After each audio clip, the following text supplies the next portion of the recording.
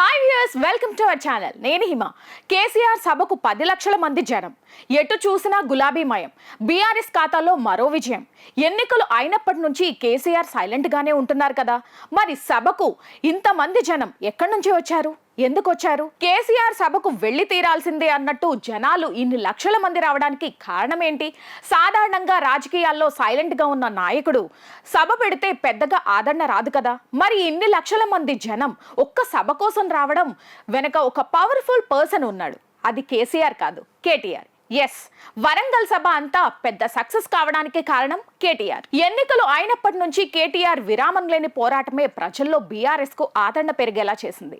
కాంగ్రెస్ వైఫల్యాలను ఎప్పటికప్పుడు ఎండకట్టడంలో కేటీఆర్ సక్సెస్ అయ్యాడు. తండ్రి నుంచి వచ్చిన వ్యూహ చిత్రత, మాటల తూటాలు ఆయన్ను పవర్ఫుల్ లీడర్ని చేసేశాయి. బీఆర్ఎస్ అధికారంలో ఉన్నప్పటికంటే ఓడిపోయిన తర్వాత కేటీఆర్ తన సత్తా ఏంటో చూపించాడు. ఈ ఏడాదిన్నర కాలంలో తనను తాను బలమైన రాజకీయ నేతగా చూపించుకో సక్సెస్ అయ్యారు. ఎప్పటికప్పుడు కాంగ్రెస్ ను ప్రశ్నిస్తూ ఇరకాటంలో పెట్టేశాడు. అసెంబ్లీలో అప్పటికప్పుడు ప్రశ్నల వర్షం కురిపిస్తూ అధికార నేతలకు చెమటలు పట్టించాడు. అసెంబ్లీలో కేటీఆర్ వేసే ప్రశ్నలకు సీఎం, మంత్రులు కూడా కొన్నిసార్లు సమాధానాలు చెప్పలేక దాటవేసిన సందర్భాలు ఎన్నో. కేటీఆర్ ప్రశ్నించే వీడియోలు సోషల్ మీడియాలో ఎంతగా వైరల్ అయ్యాయో చూసాం. ఏం చెబితే కేటీఆర్ ఏం ప్రశ్న వేస్తాడో అనే స్థితికి కాంగ్రెస్ నేతలు పడిపోయారు. బుర్ర నిండా సబ్జెక్ట్ నింపుకున్న కేటీఆర్ కు అన్ని శాఖలు, ప్రాజెక్టులపై అవగాహన ఉంది. రూల్స్, రెగ్యులేషన్స్ ఇంకా బాగా తెలుసు. అందుకే కాంగ్రెస్ ను అవలీలగా ప్రశ్నించేస్తున్నాడు. రైతు బంధు విషయంలోనే కాంగ్రెస్ ను దోషిగా చూపించడంలో కేటీఆర్ సక్సెస్ అయ్యాడు. అక్కడి నుంచే రైతుల్లో కాంగ్రెస్ పట్ల వ్యతిరేకత మొదలైంది. ఆ తర్వాత రుణమాఫీ విషయంలో రాజీ లేని పోరాటం సాగించాడు కేటీఆర్. ప్రతి జిల్లాలో ధర్నాలు, రాస్తారోకోలు చేయించి రైతుల దృష్టిని మళ్లీ తమ వైపుకు తిప్పుకున్నాడు.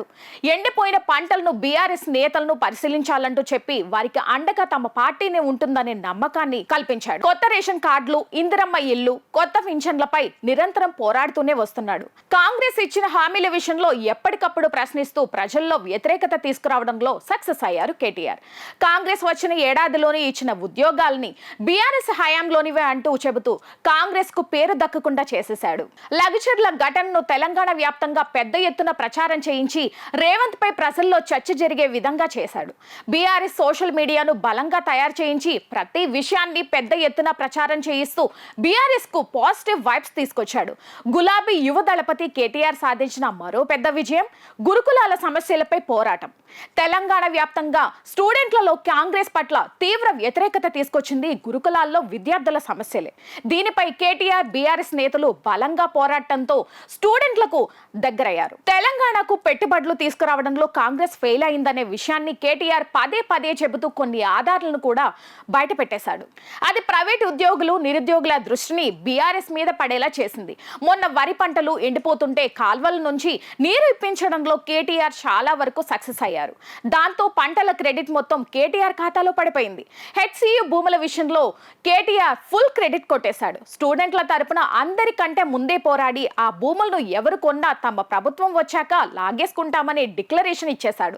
తమ ప్రభుత్వం వచ్చాక ఈ భూముల్లో అతిపెద్ద పర్యావరణ పార్క్ ను ఏర్పాటు చేస్తామని చెప్పి ఈ విషయాన్ని జాతీయ స్థాయిలో చర్చ జరిగేలా చేశాడు. ఇలా రైతులు, మహిళలు, స్టూడెంట్లు, నిరుద్యోగులు, ప్రైవేట్ ఉద్యోగులు అందరినీ బీఆర్ఎస్ వైపు చూసేలా చేయడంలో కేటీఆర్ సక్సెస్ అయ్యాడు.